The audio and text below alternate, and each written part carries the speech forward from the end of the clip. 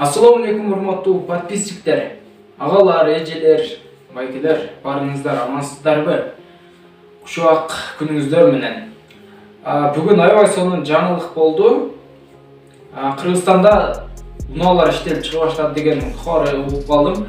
Аны ушул атайын издеп көрсөм, чындап эле чыгып жатыптыр. Жеке менчик унаалар чыгып атыптыр. Кандай сонун жаңылык.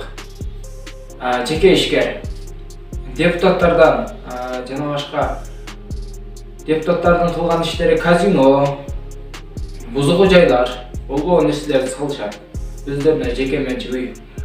Ал өзүбүздөн чыккан биздин мекендешибиз болсо, атайын машина, унаа кураштырып элдерге сатамын деп жакында ушундай бизнес өнүгүү жолунда бизде турат экен.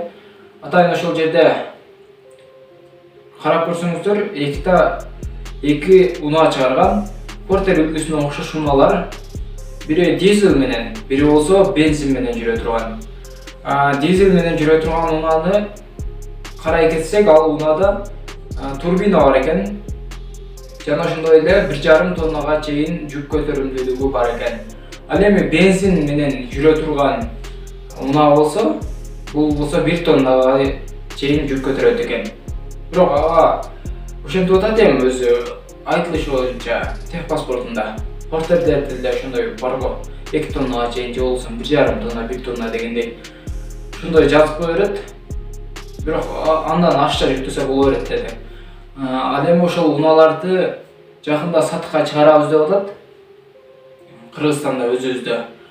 Ага кошо эле ошол запчасттарын унаалардын өзүбүз ушул жерден 60%-ин өзүбүз чыгарабыз деп атат. Анан калганын дагы көрө жатарбыз деп изилдеп атышат экен азыр. Лиф жана башка ошо мен көбүнчө унааларга токтолдум, ошол лифттерди деди, мындай шаарларга. Кыргызстанда биринчи жолу ушул адам жасап атыптыр. Лифттер эми шаар жергесинде бийик домдорго көтөрүлгөнгө аябай керек. Анан жана чоң бийик имараттарда көтөрүлгөндө билесиздер, аябай жакшы жактары бар. Ал эми трансформатор ошол керектүү нерселерди Кыргызстанда мындай чыгарылбай. Көбүнчөсү трансформаторларда Кытайдан келет, башка жактан келет. Биздин өзүбүздө сапаттуура иштеп атышат. Ошол унааларды жакында чыгарабыз дегенден аябай сүйүндүм мен дагы. Сиздер дагы ошол унааларды күтүңүздөр. Портер унаасына окшош экен, бир жакында буга кыргызча ат коебуз деди. Өзүбүздөн чыккандан кийин кыргызча ат коебуз деди. Ошол видеороликти азыр сиздерге коюп бермекчимин. Көрүп тамаша кылып кетсеңиздер болот. Сиздер дагы өз бааңыздарды берсеңиздер болот. Бул кадимки эле баягы биздин турмушта колдонулуп аткан портерлер көтөрүп жаткан эле жүктү ташуучу унаа экен да. Кыргыздарга көбүрөөк түшүнсөк портер десек болот да. Бирок портерге окшош экен, а? Портерге окшош.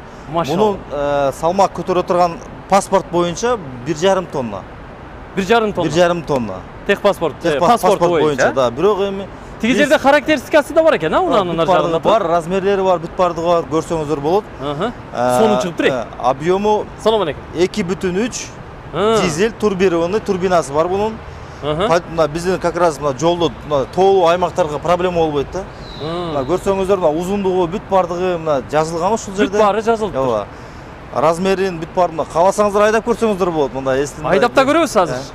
Кана көрөлүчү, бир катар айланып көрөлүчү. Эшигин жабыңыз эле, сырткы витти бир көрөйүн.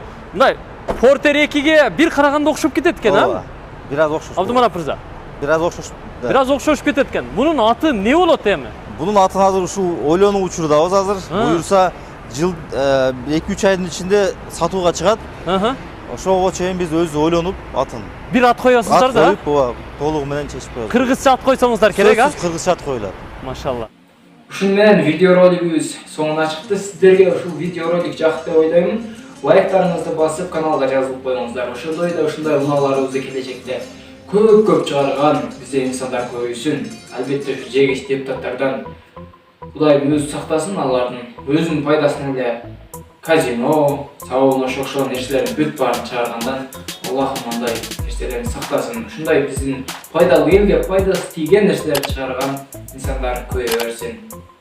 Сак саламатта калыңыздар. Мен ушуну менен видеороликти жыйынтыктайм.